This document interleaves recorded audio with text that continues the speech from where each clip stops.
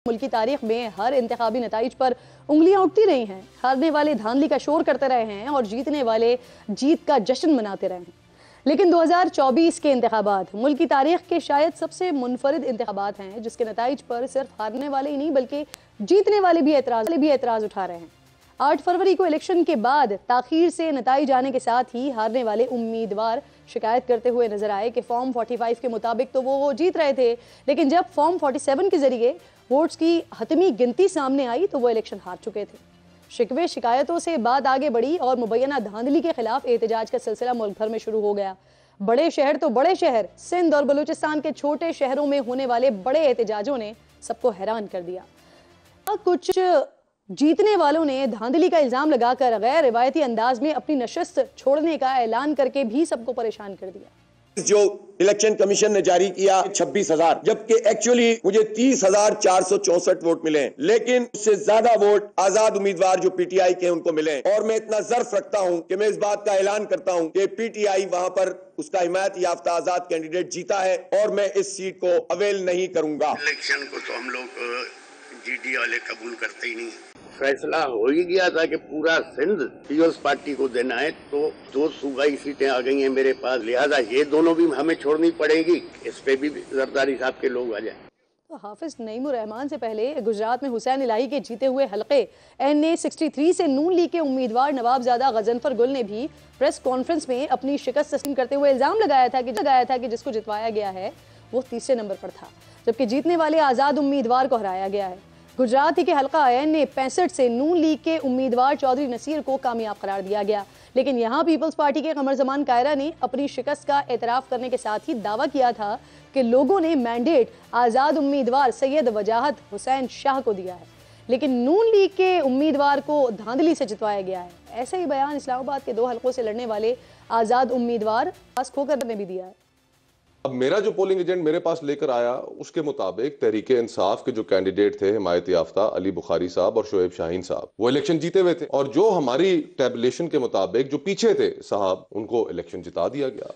तो नाज़रीन, मुबैना धांधली के इल्जामात के इस कहानी में अहम मोड़ आज उस वक्त आया जब कमिश्नर रावलपिंडी लियाकत अली चट्ठा ने इंतखाबात में धांधली के संगीन इल्जामात लगाते हुए ओहदे से इस्तीफा दे दिया।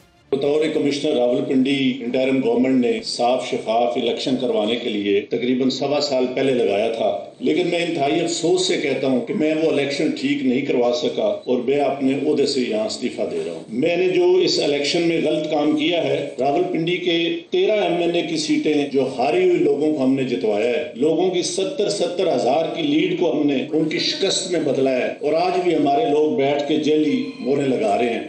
कमिश्नर रावलपिंडी के इल्जामात को इलेक्शन कमीशन ने तो मुस्तरद कर दिया है। इलेक्शन नताइज पर तहफ़्फ़ुज़ात का इजहार इलेक्शन पर नज़र रखने वाली तंजीमों और अफराद की तरफ से भी किया गया है। फैफर के मुताबिक नताइज में ताख़ीर से मुताल्लिक वजूहात और वजाहतों के बावजूद इस ताख़ीर ने इलेक्शन के अमल को गहना दिया है। इंतखाबात के हवाले से काम करने वाली गैर सरकारी तंजीम पतन के सरबराह सरवर बारी कहते हैं कि माजी के इंतखाबात में भी धांधली के इल्जामात उठते रहे हैं, लेकिन अब की बार उनकी शिद्दत और नौयत ज़्यादा है। बिलडाट के सरबराह अहमद हूब ने भी इंतखाबी नताइज के ताख़ीर से इजरा पर शकूक का इजहार किया था।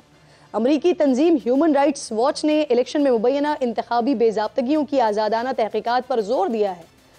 8 फरवरी को नाज़रीन इलेक्शन के दिन मुल्क भर में मोबाइल फ़ोन और इंटरनेट सर्विस की मअतली पर भी न सिर्फ पाकिस्तान के अंदर सियासी और समाजी हलकों की तरफ से एतराज़ात सामने आए हैं, बल्कि कई ममालिक बशमूल अमरीका, बरतानिया और यूरोपीय यूनियन की तरफ से भी तशवीश का इजहार किया गया है। अमरीकी वज़ारत ख़ारजा के तर्जुमान मैथ्यू मिलर ने कहा है कि अमरीका काबिल एतमाद बैनुल-अक़वामी और मकामी इंतखाबी मुबस्सिरीन के जायज़े से मुत्तफ़िक़ है कि पाकिस्तानी इंतखाबात में इजहार राय, तंजीम साजी और पुरअमन मुज़ाहिरों की आज़ादी पर गैर ज़रूरी पाबंदियाँ लगाई गई हैं। अमरीका, बरतानिया, अक़वाम मुत्तहिदा और यूरोपीय यूनियन ने इंतखाबी अमल में मुबैना बेज़ाब्तगियों की तहक़ीक़ात पर भी जोर दिया है। निगरा हुकूमत और इलेक्शन कमीशन ने इलेक्शन के हवाले से आलमी और मकामी ख़दशात को मुस्तरद कर दिया है। 19 फरवरी को सुप्रीम कोर्ट में धांधली के हवाले से दरख्वास्त की समाअत भी होने जा रही है। मुमकिन तौर पर नाज़रीन वहाँ कमिश्नर रावलपिंडी के इल्जामात पर भी बात होगी। इसके अलावा आज PTI पार्लियामेंटेरियन के सरबराह परवेज़ खटक ने इलेक्शन में जमात की शिकस्त की जिम्मेदारी कबूल करते हुए अपनी पार्टी की चेयरमैनशिप को खैरबाद कह दिया है। इनसे पहले इस्तेहकाम पाकिस्तान पार्टी के सरबराह जहांगीर खान तरीन ने कौमी असम्बली की 2 नशिस्तों पर नाकामी के बाद सियासत छोड़ने का ऐलान किया था। इसी तरह जमात इस्लामी के अमीर सिराजुल हक ने भी इलेक्शन में शिकस्त की जिम्मेदारी कबूल करते हुए अपने ओहदे से मुस्ताफ़ी होने का ऐलान किया, लेकिन उनकी जमात ने इस्तीफ़ा मुस्तरद कर दिया है। ANP के सीनियर नायब सदर अमीर हैदर खान होती ने भी अपने आबाई ज़िला मर्दान में पार्टी की शिकस्त की जिम्मेदारी कबूल करते हुए पार्टी ओहदे से इस्तीफ़ा दे दिया था। बड़ी गुमगू किसी सूरत हाल है, होने क्या जा रहा है, इस पर बात करने के लिए मेरे इंतहाई मोअज़्ज़ज़ मेहमान फैसल वावडा साहब सीनियर सियासतदान हैं, स्टूडियो में मेरे साथ मौजूद हैं। अस्सलाम वालेकुम फैसल साहब। सबसे पहले तो सर, ये आज जो एक प्रेस कॉन्फ्रेंस हुई कमिश्नर रावलपिंडी की तरफ से, बड़े संगीन इल्ज़ामात उनकी तरफ से आते हैं, फिर वो गायब हो जाते हैं। इलेक्शन कमीशन निगरां हुकूमत के ऊपर उनकी जानिब से इल्ज़ामात भी लगाए जाते हैं। फिर चीफ जस्टिस साहब कभी एक स्टेटमेंट सामने आता है, वो भी कहते हैं कि इल्ज़ामात से कुछ नहीं होगा, सबूत दें।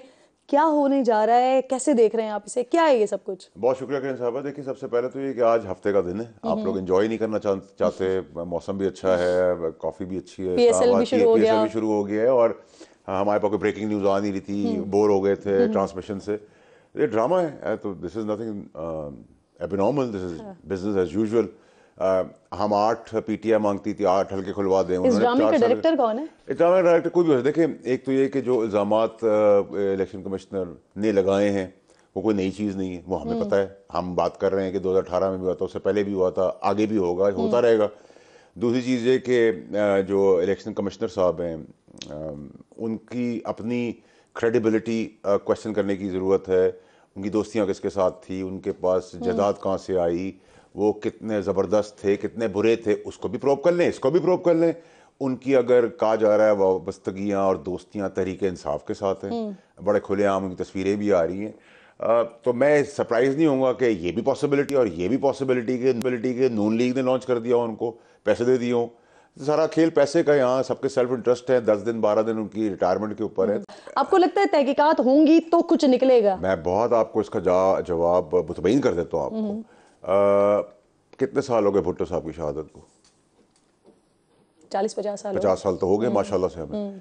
तो हम अभी तक उसको भी प्रो भी कर रहे हैं। और हमारे पास PIDC के पास कराची में एक बहुत बड़ी इमारत खड़ी हुई है, अरबों खरबों डॉलर की इमारत है। उसको 46 साल माशाल्लाह से हो गए। तो ठीक है, प्रूव करें। जो कमिश्नर साहब ने कहा है वो भी प्रूव कर लेते हैं, और जो कमिश्नर साहब के ऊपर इल्जाम आते हैं उसका भी प्रूव कर लेते हैं। तो निकल जाएगा ये 1-2 इलेक्शन। असल सवाल ये है कि गवर्नमेंट बनने किसकी जा रही है, क्योंकि इस वक्त इतना ज्यादा क्योस है ना। कल रात ख्वाजा साद रफीक साहब एक ट्वीट करते हैं, वो कहते हैं कि मुझे PMLN को कांटों का ताज सर पे पहनने का कोई शौक नहीं है। PTI के जो आजाद उम्मीदवार हैं वो आए आगे और आके हुकूमत बनाए। PMLN के साथ पाकिस्तान पीपल्स पार्टी कैबिनेट शेयर नहीं करेगी। समझ नहीं आ रहा हुकूमत बनेगी किसकी। किरण साहब, एक तो ताज, कांटों का ताज पहना नहीं रहा कोई उनको। नून लीग को कांटों के ताज पे सब मिलके बिठा रहे हैं। अच्छा, तो फर्क होता है। हाँ। कांटों के ताज को पहनना और उस पर बैठने में बड़ा फर्क है। तो चीखें तो निकलेंगी। ठीक है। तो दूसरी चीज ये कि आपने कहा कि क्या हो रहा है अभी के आज के हिसाब से, अगर हम इस वक्त जब बात करें आपके प्रोग्राम में, तो कोलेशन की गवर्नमेंट है, PDM-2 है, और क्या कहते हैं जरदारी साहब जो हैं, पीपल्स पार्टी जो है, वो आईनी ओहदे ले लेगी। और आईनी ओहदे लेने के बाद शायद इतनी परसेंटेज अगर उनको ये समझ में आ जाए कि 1.5 साल चल जाएगी, तो वजारतों लेने में कोई कबात नहीं होगी किसी को। फिर आपने एक मौलाना साहब का भी खेल देख लिया, तो मौलाना साहब का भी खेल ये कि उनको उनकी विशेष के हिसाब से रिजल्ट नहीं आए। तो जो मैंने आपके पता नहीं आपके चैनल पे, आपके शो पे कहा था के हवाले से, जो वो तो मैंने कहा ही था, वो तो ठीक, अल्लाह की मेहरबानी, वो तो रिटन ऑन द वॉल, जैसे आपका ये ऐड लगा हुआ है वैसे वो भी क्लियर है। अब ये देखना है कि सारे जो लीडर हैं एक्सपायर्ड, ये एक कंटेनर के ऊपर होंगे या उसके अंदर बंद होंगे। इससे पहले कि मैं, क्योंकि कमिश्नर के हवाले से बात कर रही हूँ, लेकिन आपने मौलाना साहब की बात कर दी ना, तो मैं जरा ये भी आपसे पूछना चाह रही हूँ, क्या एनी पॉसिबिलिटीज, आपने कहा कि कंटेनर पे हो सकते हैं, तो क्या ऐसा हो सकता है कि अभी जो हमने PTI की गवर्नमेंट में मौलाना साहब का, PDM का पूरा इत्तेहाद बन के और फिर उसके बाद मौलाना का जो स्ट्रीट पावर है उसे इस्तेमाल करते हुए देखा था, कि एनी पॉसिबिलिटी कि अब यहाँ पर PMLN गवर्नमेंट कर रही हो, पाकिस्तान पीपल्स पार्टी भी उनके साथ हो, और दूसरी तरफ PTI के साथ मिलकर ये जो JUIF है ये अपना स्ट्रीट पावर लेकर आए? Any possibility? नहीं, देखिए मैं आपको इसको थोड़ा सा आसान कर देता हूँ आपके लिए। आप परेशान हैं आज, मुझे लग रहा है, कंसर्न है बहुत पाकिस्तान। मैं आपको बताया, देखिए आप मरी गई वीकेंड पे, आप समझे कि मरी आप गई जमहूरी गाड़ी के अंदर बैठ के, वापसी में रात को 3 बज गए, पेट्रोल खत्म हो गया, मौलाना साहब की टैक्सी आगे खड़ी हो गई। उन्होंने कहा भाई मैं आपकी जगह का फायदा उठाऊंगा, आप मजबूर हैं, आपको 500 रुपये किराए की जगह 5000 किराया देना है। आपने कहा मैं इतनी मजबूर हूँ 7000 ले लो। उसने कहा नहीं आप 7000 देने को तो 15000 दे दो। बस वो जमहूरी गाड़ी के किराए का सेटिंग हो जाएगी, जमहूरी जनाजा उस गाड़ी में चलना शुरू हो जाएगा और थोड़े दिन बाद वो पहाड़ी से गिर जाएगी और फिर नई इलेक्शन आएंगे, नई पौध आएगी, नई कौम देखेगी। नए इलेक्शंस कब तक आएंगे? देखिए मुआवजा अगर आपका हो गया, मेरा तज्जिया है, अल्लाह की मदद आ गई, कोलेशन चल गई, इनमें कोई आपस में झगड़े नहीं पड़े, क्योंकि तो ज़रा सा धक्का देंगे तो वो हिलेंगे, ठीक है, तो वो थोड़ा छोड़ेंगे फिर खींच लेंगे। तो इस पोजीशन के अंदर 1.25 साल 1.5 साल बहुत कोई अल्लाह ताला की मदद आ गई तो 1.5 पौने 2 साल हो जाएगा, लेकिन मैं नहीं समझता कि उधर तक हम जा रहे हैं। तो सिर्फ अच्छी चीज़ अल्लाह की तरफ से इस इलेक्शन में ये हुई है कि एक्सपायर्ड लीडर छट जाएंगे, रेगिंग कम होगी, जमहूरी निज़ाम आ जाएगा, प्रोग्रेसिव प्रोडक्टिव पाकिस्तान की तरफ हम चल पड़ेंगे। प्रोवाइडेड एक्सक्यूज मी कि 6 को वक्त ज़रूरत 9 और 9 को 6 पढ़ने वाले इस बार अपना वो काम करें और बाकी सब अपना काम करें। सही, बड़ी इंपॉर्टेंट बात करें। अब जरा दोबारा वो जो कमिश्नर वाले मामले पे मैंने शुरू किया था वहां पे दोबारा आ जाती हूँ। एकदम इस्तेहकाम या अफरा तफरी के लिए, वाकई से फैलाने के लिए कोई साजिश की गई है? देखिए ये कोई नॉर्मल आदमी एक्सेप्ट कर सकता है कि 10 दिन के बाद, भाई आप 10 मिनट बाद होता, 10 घंटे बाद होता तब भी मान लेते हैं। आप 10 दिन बाद कह रहे हैं मेरा ज़मीर जाग गया है। खुदकुशी भी आज ही सुबह। अच्छा, खुदकुशी भी मसला ये हमारे मुल्क के अंदर ना, चाहे वो आदमी हो या औरतें हो, हर बार कहती हैं खुदकुशी कर रही हैं, करती कोई नहीं है। मैंने जितने भी किस्से अपनी जिंदगी में बड़े होते हुए सुना, नहीं खुदकुशी नहीं खुदकुशी करे भाई, नहीं हराम तो है ना भाई, इतने बड़े दावे ना करें ना। कई होते हैं जो खुदकुशी करके बता भी देते हैं हमने गोलियां खा ली हैं, फोन करते हैं कहते हैं हम गिर रहे हैं, मरने वाले हैं, हम गोलियां। अब हम सोसाइटी का हिस्सा है ना, देखते हैं ये सब चीज़ें। आदमियों का अब ये इतना बड़ा उम्र का आदमी भाई खुदकुशी करनी थी, खामोशी से खुदकुशी कर लेते, एक नोट लगाते ही मैं सवायद छोड़ रहा हूँ और मैं ज़मीर के बोझ में इलेक्शन के अगले दिन, और आप भर जाते तो हम आपकी फातिहा करने के लिए, जनाजा उठाने के लिए आए थे, और कहते यार बड़ा अच्छा आदमी था। ये तो जो काम 10 दिन बाद रिटायर हो रहा है एक आदमी, इसमें तो खुद 100 क्वेश्चन हैं। इसके बाद इतनी जायदाद कहाँ से आई, इसकी प्रॉपर्टी की फाइलें कहाँ से आई? 10 दिन पहले रिटायर हो रहा है और ज़मीर 10 दिन बाद मिस्टर ज़मीर जाग रहे हैं। 9 घंटे बाद होते, 10 घंटे बाद, तो अगले दिन भी होते, शायद दूसरे दिन भी होते हैं कि 20 बच्चों ने कोई ज़मीर जगा दी है। अक्सर ये होता है कि आप बेज़मीर होते हैं, आपके घर वाले ज़मीर जगा देते हैं। 10 दिन के बाद और 10 दिन पहले रिटायरमेंट, नॉनसेंस। इसको नॉर्मल लें, ये कल सुबह फिजल आउट हो जाएगा। सुप्रीम कोर्ट भी नॉर्मल लेगी इसको या नोटिस ले सकती है, आपको लगता है? देखिए मैं तो गुजारिश करूंगा हाथ जोड़ के कि अब कोई नोटिस ना लें।